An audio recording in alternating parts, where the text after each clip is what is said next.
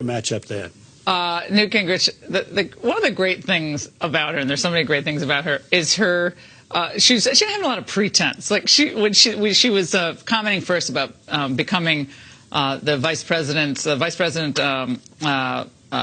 wife, she said, a lot of fat, white-haired ladies who are wrinkled are tickled pink about my ascending to this role. She was just so fun. She didn't dye her hair. She didn't get a facelift. She's like, I am who I am. That is so refreshing today. Again, I use the word refreshing, but it's just, I love it. Well, I think at one point she described herself as the nation's grandmother. And I think that sort of captured it. And she had, I think at that point she had like 25-point higher approval rating than her husband. And, Cliff and I were talking earlier tonight about what a remarkable couple. And also, though, I think Carl caught it right.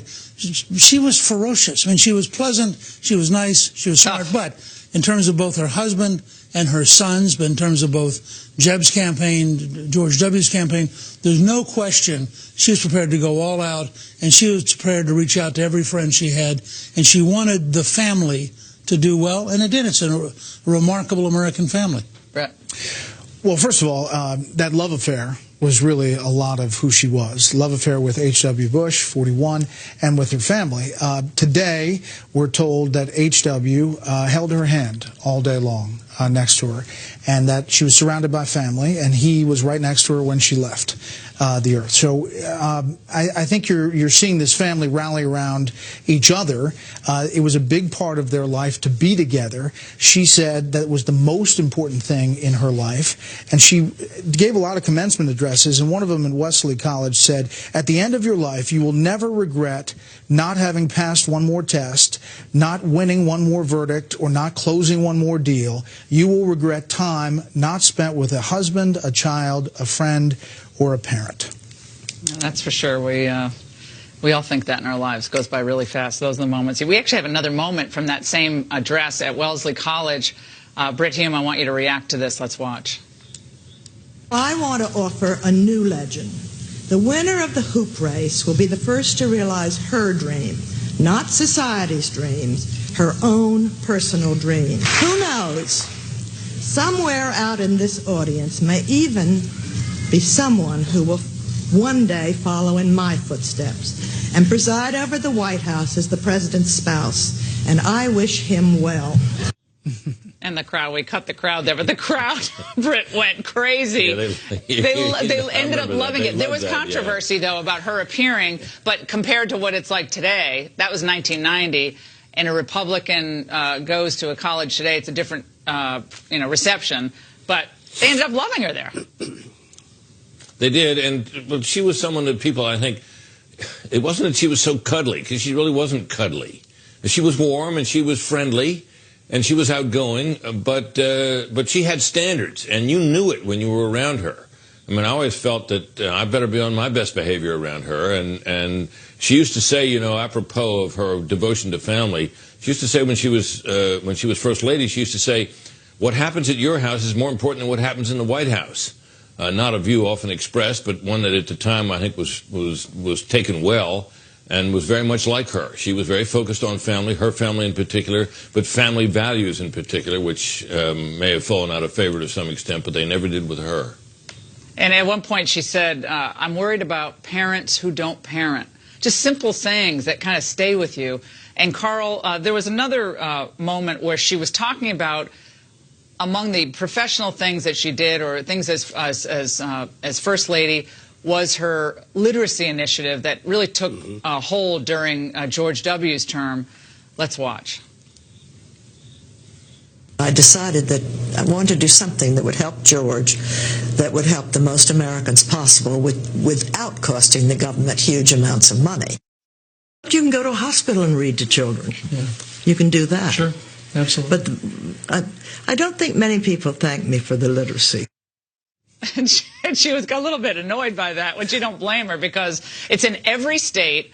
She raised tens of millions of dollars, gets famous authors like Newt Gingrich and Bret Baier and to go and speak. And she said, I'm never going to pay you. You're doing it for free. And everyone said, you bet I'm going to do it for free, Mrs. Bush. No problem. I love the literacy. I think she does not get enough credit for that. So important. And it's family literacy that she said holds families together. Faith, family, and literacy, reading together. Absolutely right. This was a great passion for her, and the focus was it is your responsibility as a parent or as a friend or a family member to help someone else learn to love to read and to do so at an early age. And it's remarkable to even today, the effort goes on in a huge fashion. I want to talk, though, quickly about one other thing. You may remember that moment when she was the First Lady of the United States, where she went to the hospital in Washington and held an AIDS baby. This was at a time when a lot of people thought that AIDS could be communicated by simply touching an individual. And so a lot of these AIDS babies were lacking human contact, and she went and did that. And it's because she wanted to set an example, and she wanted to make it clear that this is one of the things, this woman, she may have worn fake pearls, and she may have had gray hair, but she had a respect for every single human being in which she came in contact with, and expected other people to have that same kind of mutual respect for every one of God's creatures and every one of God's people. And I thought it was a powerful moment when she did that, and emblematic of this great and noble woman who served our country. She was very patriotic. She loved America deeply and cherished the great values that we have and our freedoms, and wanted others to enjoy and respect them as well. And Newt, she was part of the greatest generation. I mean, she and George H.W. Bush. The whole story of their romance, of really deciding to get married, but then wait, him going off to war. He's the youngest naval pilot in World War II, shot down, luckily saved by an American submarine. There's a lot to their whole lifetime. Then moving to Texas, which back then for them was a pretty radical move, running for Congress, serving as head of the CIA. I mean, everywhere he went, she went. Let me just say one thing about Midland, Texas. Go ahead. Their house in Midland, Texas, if you've ever been there, is a very modest and very, I mean, it's paper-thin walls. And at one point, they were living next door to the local prostitute with whom they shared a bathroom. I mean, this was the Wild West frontier in their late 40s and early 50s. You know, the Secret Service. Elegant woman from, the Secret Service put out a statement today. Yeah. And they don't usually do that, but the people who worked for the Bushes loved the Bushes. Her Secret Service name was Tranquility, her code name, and she had a certain touch. As Britt said, she could be fiery and sharp-witted. She really loved privacy, and when she left, she was hurt in '92 when Bush lost. She wanted to get back to private life. She told the story that she was in the store and some lady came up to her and said, "Wait, aren't you Barbara Bush?" And she said, "Oh no, she's much older than me." And you know, she loved the private life. Let's end with Britt Hume. Britt, there was a moment during the 2016 campaign that, I mean, we were just howling at earlier with my producers because Mrs. Bush was talking about what the country needs at this point. Let's watch. You think there's room for another Bush in the White House? I think this is a great American country, great country. And if we can't find more than 2 or 3 families to run for high office, that's silly. It's like we got Jeb running, and Jeb's like, "Wait, Mom, what's going on here?" But she's just hilarious. But she was later to change her view of that. Yeah, I know. As you may recall, I think Laura, in all this, we should have a particular thought for George H.W. Bush tonight. When I met him and covered his campaign back in 1980, they had been married already for 35 years.